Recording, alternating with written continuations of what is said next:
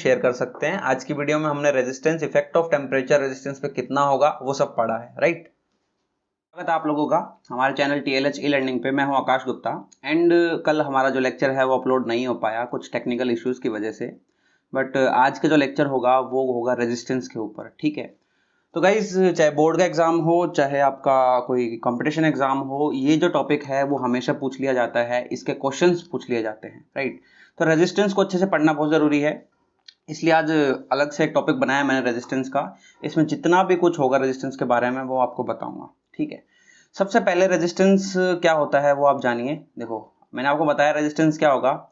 It is the opposition offered by the conductor to the flow of charge, है ना। Flow of charge को एक opposition मिल रहा है, तो opposition offered by the conductor या कोई material to the flow of charge, ठीक है। जैसे मान लो कि चार्ज अगर फ्लो कर रहा है तो उसको कोई अपोजिशन मिलेगा। कौन ऑफर करेगा? मटेरियल ऑफर करेगा। तो मटेरियल जितना अपोजिशन ऑफर करेगा चार्ज के फ्लो को, वो उस सिस्टम का क्या हो जाएगा? हमारा रेजिस्टेंस, ठीक है। उतना उसका रेजिस्टेंस हो जाएगा।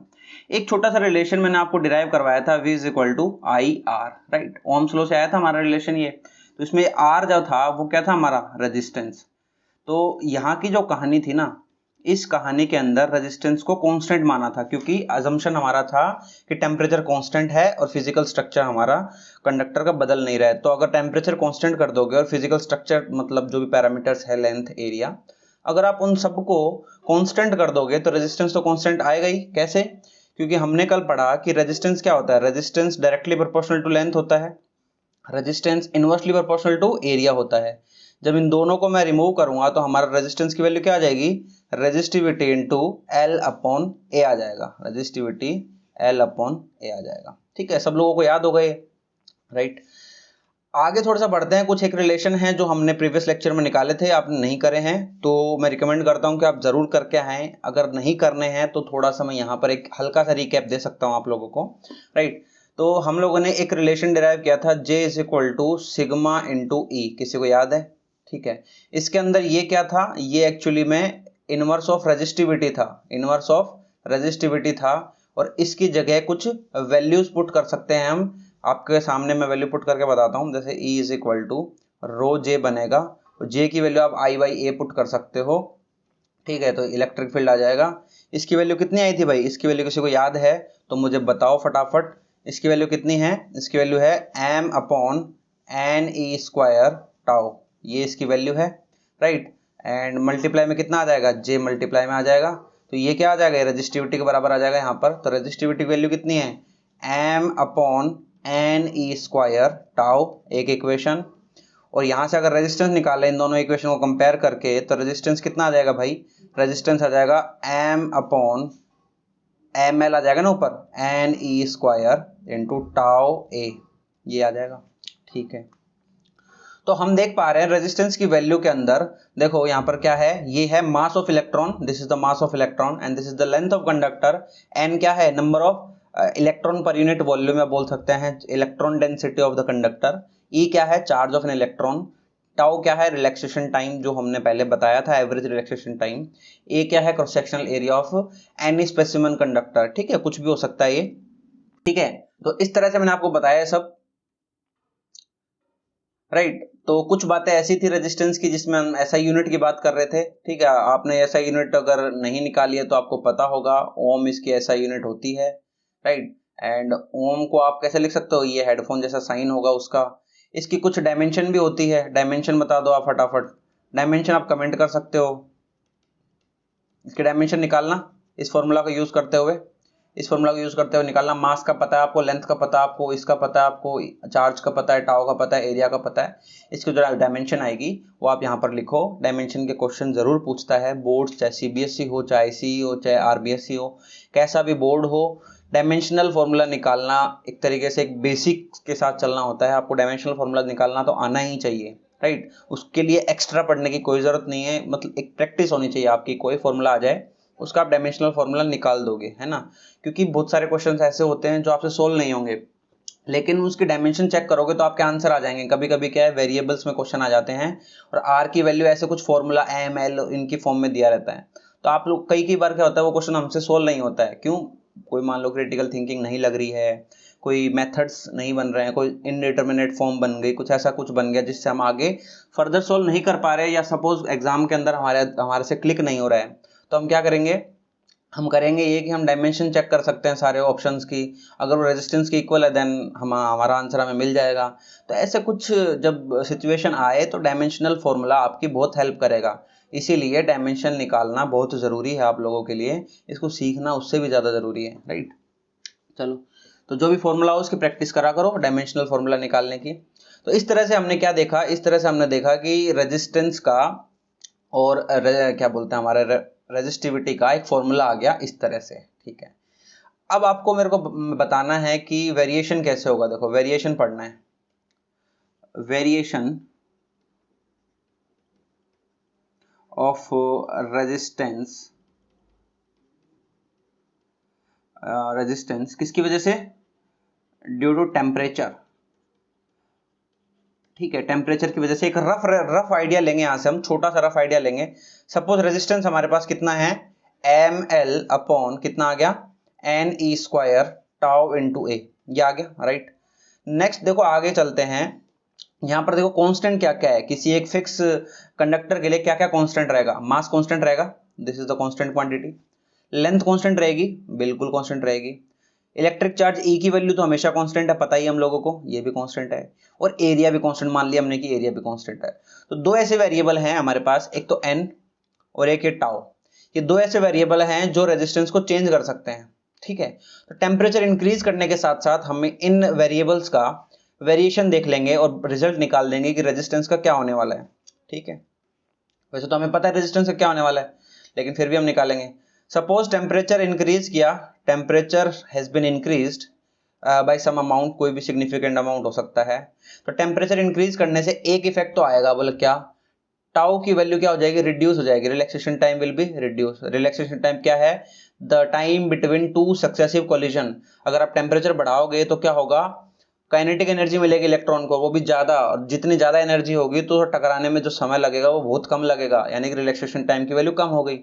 तो अगर रिलैक्सेशन टाइम की वैल्यू कम होगी, denominator is decreasing, then this final result will be increasing. तो इसका मतलब क्या हो गया, रेजिस्टेंस इज इंक्रीजिंग, राइट, ठीक बात है।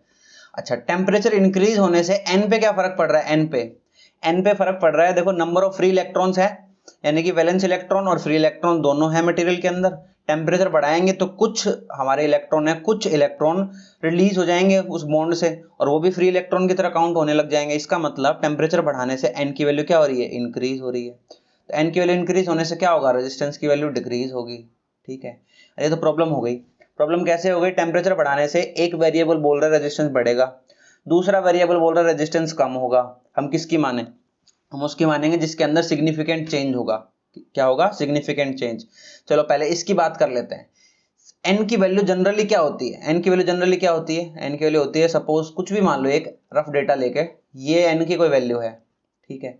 आपने क्या किया, टेम्परेचर बढ़ाया, डेल्टा टी कर दिया, सपोज 200 डिग्री टेम्परेचर बढ़ा दिया, 200 degree temperature has been increased of the conductor, ठीक है। जैसे ही इसको इंक्रीज करोगे, सपोज आपके पास 1,00,000 इलेक्ट्रॉन 10⁻⁵ 5 इलेक्ट्रॉन्स इंक्रीज हो गए, तो डेल्टा एन की वैल्यू कितनी है, सपोज एन की वैल्यू चेंज हो गई, डेल्टा एन कितना चेंज आया, सपोज 5 × 10⁵ ये आ गया।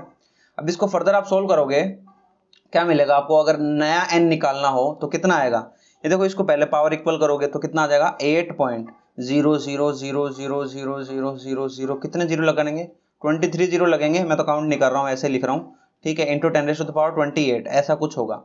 तो कितनी सारी डेसिमल्स के बाद एक 5 आया, इसका मतलब ये सिग्निफिकेंट नहीं है। आप 8 को डायरेक्ट सोल्व कर सकते हो या इस पूरे को सोल्व कर सकते हो, बात बराबर है, रिजल्ट तो ज्यादा फर्क नहीं आएगा, क्योंकि कितना परसेंट का फर्क आएगा, मतलब 0.00001, 23 पोजीशन पे।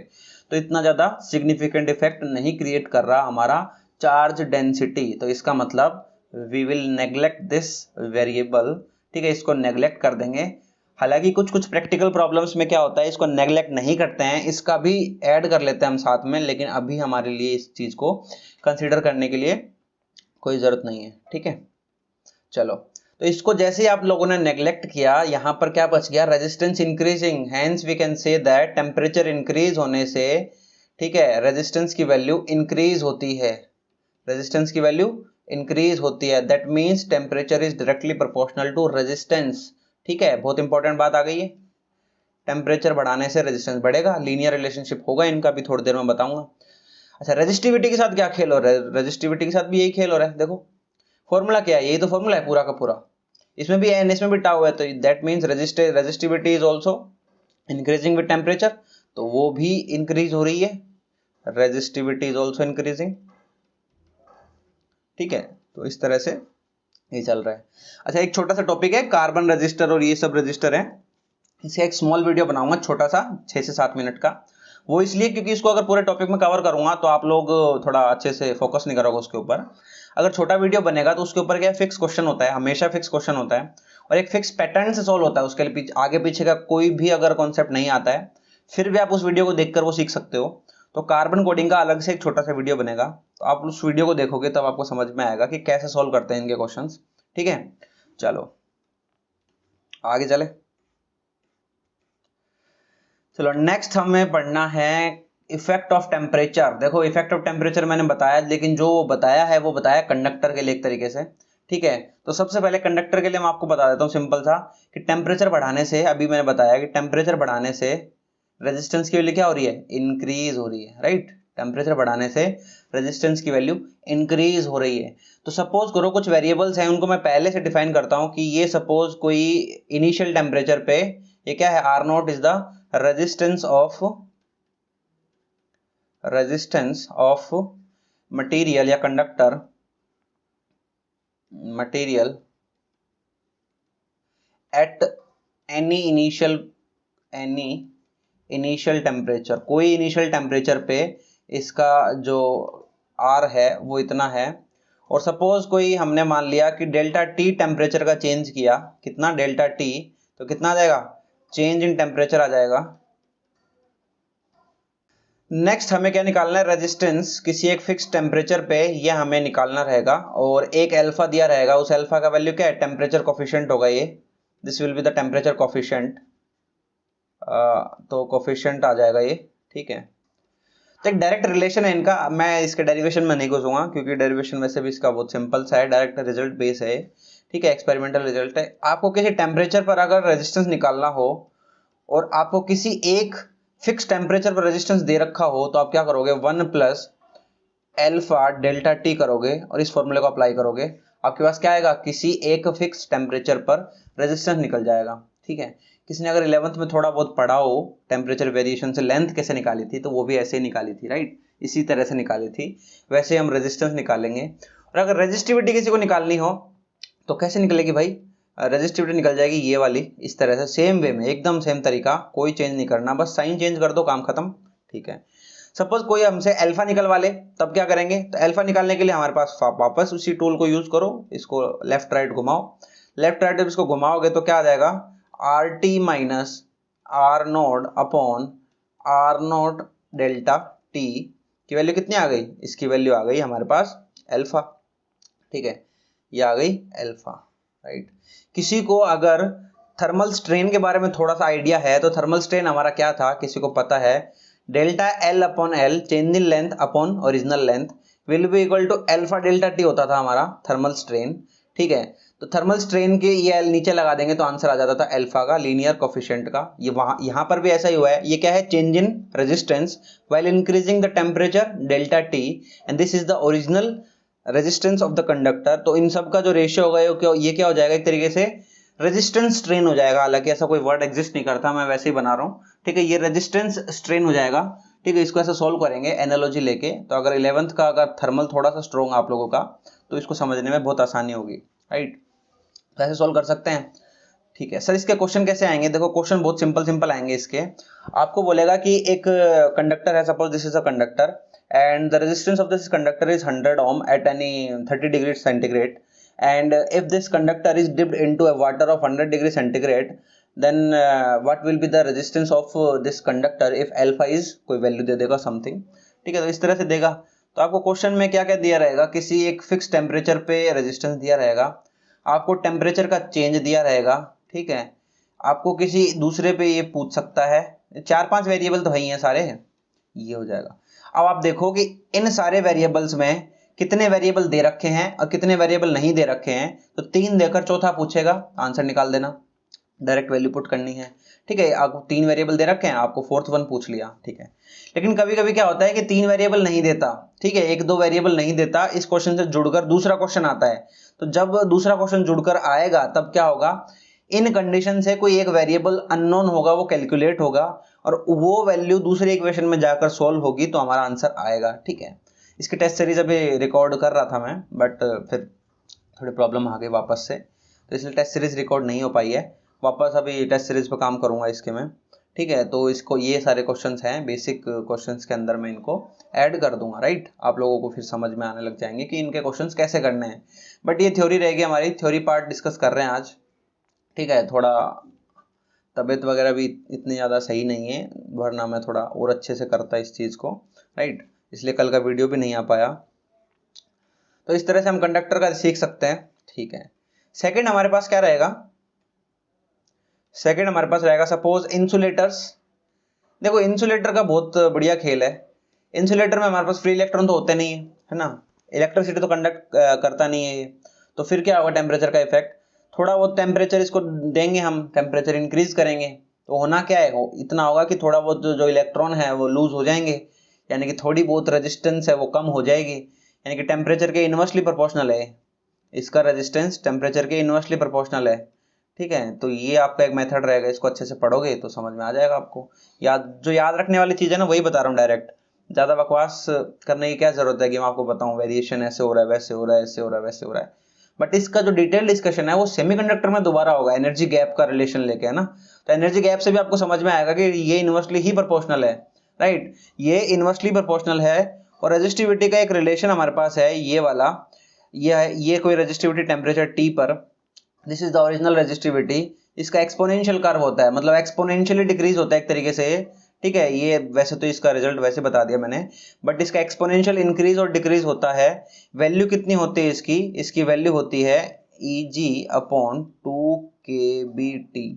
ठीक है। इसमें वैल्यू क्या है, ये हमारे पास है एनर्जी गैप। एनर्जी गैप का मतलब क्या है, किसी को पता है तो, conduction band and valence band में कोई जो डिफरेंस होता है, suppose this is the conduction band and this is the valence band, तो इन दोनों के बीच का जो गैप होता है उसको बोलते हैं एनर्जी गैप।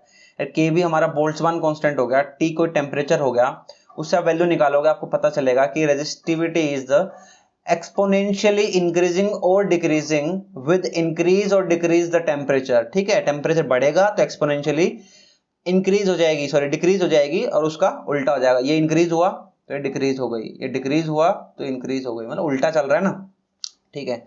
और सेमीकंडक्टर के साथ भी ऐसा ही कुछ खेल है, जैसे जैसे टेम्परेचर बढ़ाओगे उसकी कंडक्टिविटी बढ़ती है, या बोले रेजिस्टिविटी कम होती है, या बोले रेजिस्टेंस की वैल्यू कम होती है, राइट। तो इस तरह से आप देख सकते हो इसका वेरिएशन, काफी इजी वेरिएशन है, राइट। इस पे इतना टाइम दे दिया हम लोगों ने, आप लोगों के लिए इनफ है। थोड़ा सा टेक्स्ट बुक में अपने क्वेश्चन पे और थोड़ा फोकस करोगे, अच्छे से क्लियर हो जाएगा सब कुछ, राइट।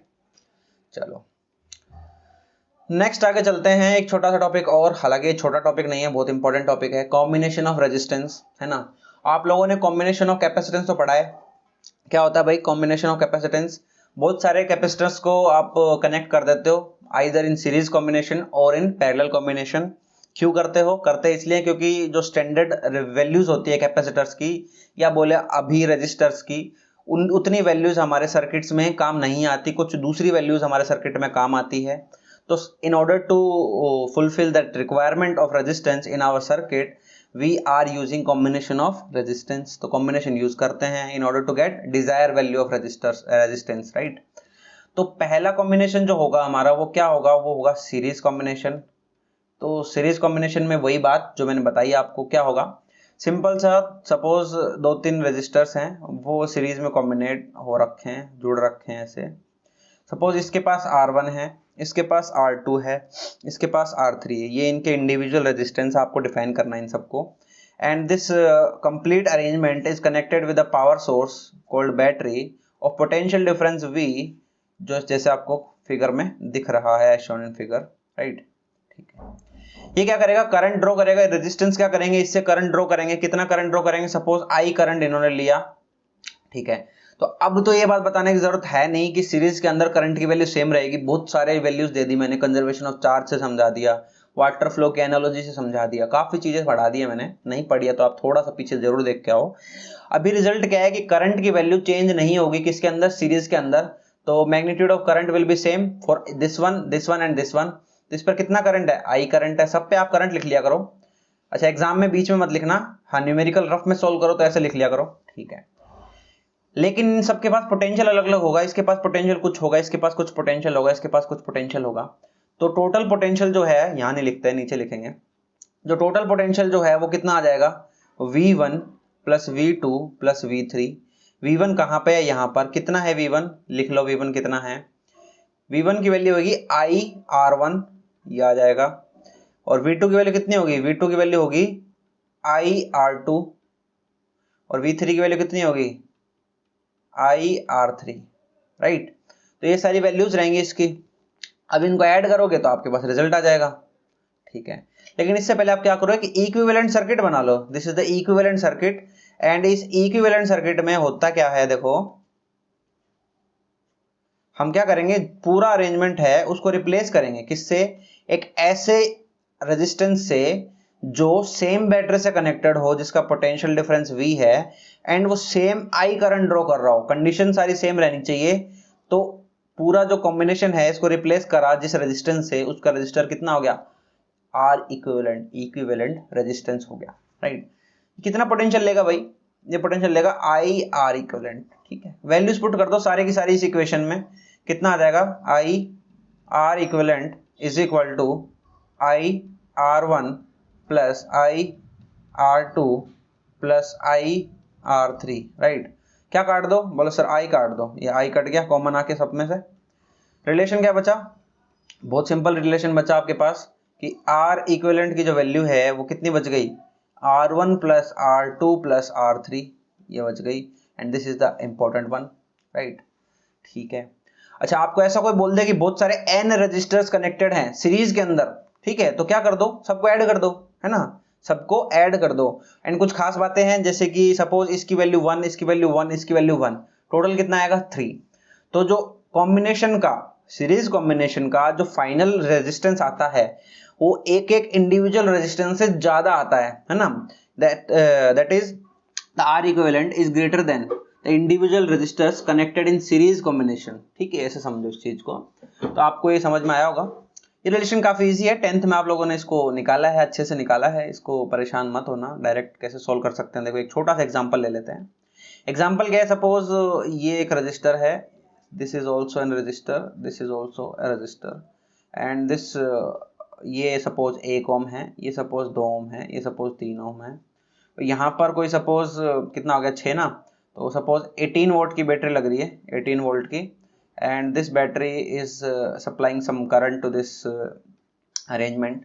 एंड आपको पूछ लिया करंट बता दो, कुछ दूसरी चीजें पूछ सकता है, इस पे वोल्टेज पूछ सकता है, इस पे वोल्टेज पूछ सकता है, इस पे वोल्टेज पूछ सकता है, कुछ भी पूछ सकता है, बट आपको आई बताना है अभी। तो क्या करो, सबसे पहले R इक्विवेलेंट निकाल लो, बहुत ईजी है। क्या करो, डायरेक्ट ऐड करना है ना, तो कितना आ जाएगा 6, ठीक है। फिर आप करो ओम्स लॉ को याद करो, ओम्स लॉ को याद करना बहुत जरूरी है, ओम्स लॉ काम आएगा, मैंने बोला था ना बहुत काम आएगा आगे जाके। तो ओम्स लॉ को जब जैसे याद करोगे आप, तो आपके पास क्या आ जाएगा, V is equal to IR करना है आपको, तो V is equal to IR कर दो।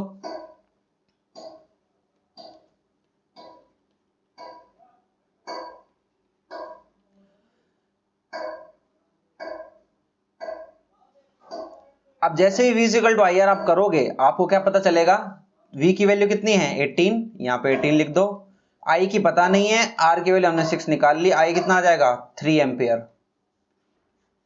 कितना आ जाएगा 3 एम्पियर। तो ऐसे आप सोल्व कर सकते हो, राइट।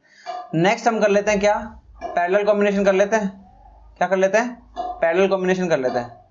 सेकंड,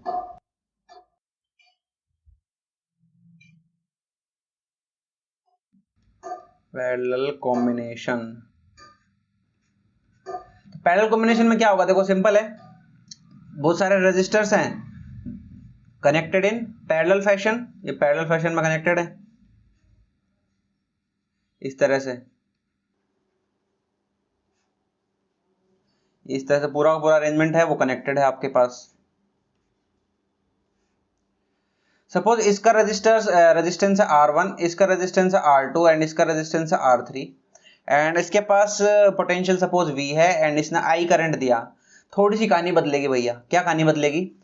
कहानी ये बदलेगी कि करंट आगे जाएगा, इसको कोई दूसरा करंट मिलेगा, इसको कोई दूसरा करंट मिलेगा, इसको कोई दूसरा करंट मिलेगा। So value of the current in parallel combination is different and that will depend on the amount of resistance connected in each branch, है ना, कितना resistance connected है हर ब्रांच में, और वो resistance कितना करंट ड्रॉ कर रहा है, मतलब जितना ज्यादा resistance उतना करंट कम होगा। हमारे पास सबको पता है resistance जितना ज्यादा होगा चार्ज वहां जाना पसंद नहीं करेगा, चार्ज वहां जाना पसंद नहीं करेगा तो हमारी चार्ज की रेट कम होगी, चार्ज की रेट कम होगी तो करंट की वैल्यू कम होगी, राइट। ये सीधा सा लॉजिक है। तो अब क्या करो, सबका वोल्टेज निकाल लो। पहले तो आपको क्या करना है, एक इक्विवेलेंट सर्किट बनाना है और इक्विवेलेंट सर्किट की वैल्यू आप लिख सकते हो इस तरह से, this is the equivalent circuit, okay. तो यहाँ पे लिख लो R इक्विवेलेंट और ये हमारे पास V है और वो सेम I करंट ड्रॉ कर रहा होगा सिंपल तरीके से, जैसे पीछे किया था वैसे अब कर दो, ठीक है। अब की बार सेम क्या रहेगा, अब की बार सेम रहेगा V। तो अब पहले तो I की वैल्यू लिखोगे, I इज इक्वल टू कितना आ जाएगा I1। अच्छा, बोर्ड के स्टूडेंट सारा अरेंजमेंट को डिफाइन करेंगे तभी कुछ होगा उनका, ठीक है, ये कर दिया। अब ओम्स लॉ को याद करोगे आप, ओम्स लॉ क्या कह रहा है, V is equal to IR और I की वैल्यू क्या कह रहा है, V अपॉन R। तो V अपॉन R पुट करोगे आप इसके अंदर, कितना आ जाएगा, V upon R equivalent is equal to V upon R1 plus V upon R2 plus V upon R3। आज V से भी आप उड़ा दो, जैसे आप V से भी उड़ाओगे आपके पास रिलेशन क्या आएगा, 1 upon R equivalent is equal to 1 upon R1 plus 1 upon R2 plus 1 upon R3, ठीक है। तो ये हमारा इंपॉर्टेंट वापस से रिजल्ट आया। ये रिजल्ट क्या कह रहा है कि आप जितने भी रजिस्टर्स आपको पैरेलल में दे रखे होंगे आप इन्वर्स करो, उनको ऐड करो, फिर पूरा इन्वर्स फिर से लो, आपका R इक्विवेलेंट आ जाएगा। सिंपल क्वेश्चन है ना। कैपेसिटर तो करके आए हम, तो कैपेसिटर कर लिया तो ये भी वैसे हो जाएगा। छोटा सा एक एग्जाम्पल है वो मैं कर देता हूँ। अभी क्या है, थोड़ा वीडियो ज़्यादा लंबा नहीं करूँगा, ये वाला भी मैं थोड़ा गले में थोड़ी प्रॉब्लम है इसलिए फास्ट बोल रहा हूँ मैं। सपोज इसकी वैल्यू 2 ओम है, इसकी वैल्यू 4 ओम है, आपसे पूछ लिया R इक्विवेलेंट। बहुत सिंपल सा बेसिक चीज़ उठा रहा हूँ मैं, बढ़िया क्वेश्चन उठाऊंगा जरूर मैं नेक्स्ट वीडियो में, ठीक है। इनको सोल्व करना है तो कैसे करोगे, R इक्विवेलेंट की वैल्यू निकालनी है, वैल्यू कितना आ जाएगी 1/2 प्लस 1/4। सोल्व करोगे कितना आ जाएगा, नीचे एलसीएम आएगा कितना 4, ऊपर कितना जाएगा इधर 2 और 1 3, तो कितना आ जाएगा 4/3। किसकी वैल्यू, R इक्विवेलेंट की,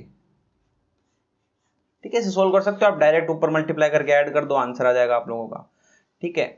तो ये हमारे मेथड्स रहेंगे, अच्छे से इनको पढ़ो आप और इनको सोल्व करो, पैरेलल कॉम्बिनेशंस को। और इनको थोड़ा सा कॉम्बिनेशन का जो हमारा प्रॉब्लम्स हैं और हमारा कार्बन का जो वीडियो बनेगा वो अलग से बनाऊंगा मैं, कॉम्बिनेशन का वापस से बनाऊंगा और उसके अंदर हम क्वेश्चन सोल्व करेंगे, बहुत बढ़िया बढ़िया क्वेश्चन सोल्व करेंगे, ठीक है। चलो, सो गाइज थैंक यू, आप लोगों ने ये वीडियो देखा। आप वीडियो को लाइक कर सकते हो, ठीक है। आपको वीडियो अच्छा लगा हो तो आप वीडियो को लाइक करो एंड शेयर कर दो ताकि बहुत सारे स्टूडेंट्स को इसका बेनिफिट मिल सके। और आपको वीडियोस को कंटिन्यू देखना है आगे तक तो आप सब्सक्राइब कर सकते हो और आप बेल आइकन को क्लिक कर सकते हो, ठीक है, ताकि आपको नोटिफिकेशन मिल जाए कि कब वीडियो आ रहा है मेरा, राइट।